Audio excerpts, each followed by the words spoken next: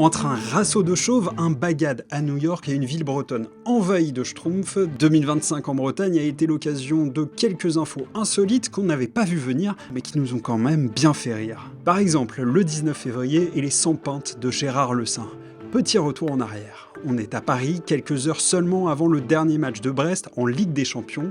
Les supporters se sont donné rendez-vous au Tonnerre, un bar brestois à Montparnasse pour, préparer la rencontre. Et comme à son habitude, Gérard Le Saint, le coprésident du club, s'est mêlé à la foule et a mis l'ambiance. Il a payé sa tournée aux supporters présents, encore ravis du parcours de leur équipe dans la compétition. C'est ça le sport familial, c'est l'esprit qu'on veut, faire la fête avec les gens, partager toutes ces émotions avec les supporters qui croient encore à la victoire ce soir. C'est extraordinaire. Un apéro un peu en guise d'adieu à la compétition, parce que le soir même, les Brestois seront battus 7-0 par le PSG, terminant ainsi leur première, mais quand même très belle aventure européenne.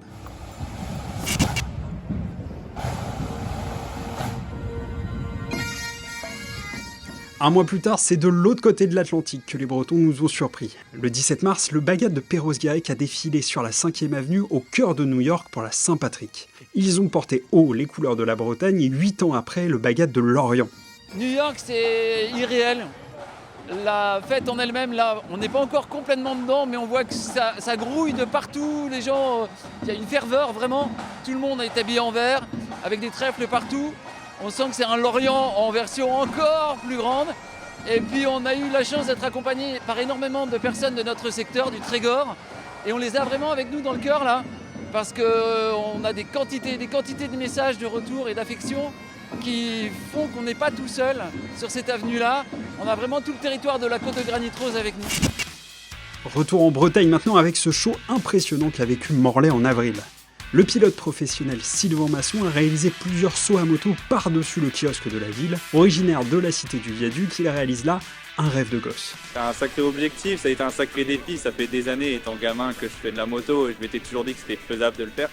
Et d'avoir la possibilité aujourd'hui, avec l'appui de la mairie de Morlaix et de monsieur le maire, de le faire en aussi peu de temps, c'est vraiment trop cool de se sentir soutenu par la ville. Je savais quoi faire avec ma moto, mais le fait que visuellement, il y a un objet à franchir qui soit plus gros de ma réception, ça c'était un sacré défi, mais ça l'a fait.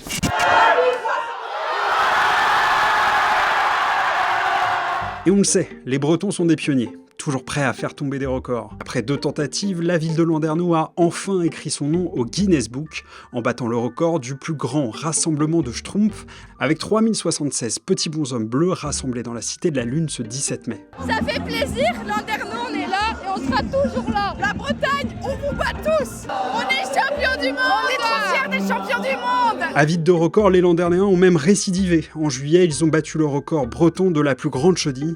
Décidément, une vie de pionnier.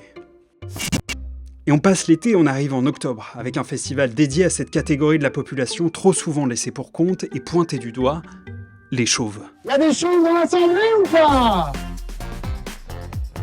Le festival Chauve qui peut s'est tenu à Lanrodec, dans les Côtes-d'Armor. Au programme, concours, musique, bref, tout ce qu'il faut pour vivre heureux sa calvitie. On a de la peinture sur crâne, on a des jeux avec des ventouses du coup qu'on colle sur le crâne des gens, on doit jeter des cerceaux, d'autres petites ventouses qu'on doit jeter pour coller sur le crâne des participants. On a un relais tondeuse, donc comme un relais de Jeux Olympiques, mais à chaque fois on se tape dans la main pour aller couper un bout de cheveux. Et un podium du coup à la fin de la journée pour classer qui sera le meilleur chauve entre le plus fun, le plus drôle, ou alors il y a aussi le crâne le plus lisse. Et il fallait aussi qu'on vous parle un peu de sport, avec ce qui pour nous mérite le titre de plus beau but de l'année, en toute impartialité bien sûr. Oh le retour d'acrobatie! C'est pas possible du gardien de Plouvant qui vient égaliser sur la dernière action! La voile, elle part doucement un peu, petit filet.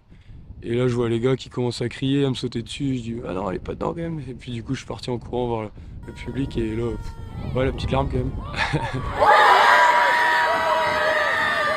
Geste technique que si je le tente 10 fois à l'entraînement, je le mettrai même pas une fois je pense. La magie de la coupe quoi, donc tous les planètes devaient être alignées et puis c'est passé. Et comme si ça ne suffisait pas, il a aussi arrêté 2 tirs au but en voyant son équipe au prochain tour. Alors forcément, de retour à Plouvorne, le héros, c'était lui. Et puis on finit notre tour des infos insolites avec le personnage de cette année 2025, j'ai nommé Popov le gitan. Ça va y aller, la manchette. Celle-ci, il va se la bouffer dans la gueule. Ce catcheur de 82 ans a attiré sa révérence en fin d'année et nous l'avions rencontré avant son tout dernier combat. J'étais le plus pourri des catcheurs. Parce que je tirais les cheveux, je mettais les doigts dans les yeux. Quand j'avais le mec qui me prenait comme ça, alors il me prenait comme ça, tu vois. Tiens, Roger, tiens, t'es là, toi? Viens là donc là. Rentre dans le circuit. Retire tes lunettes, tiens, avant que je te les casse.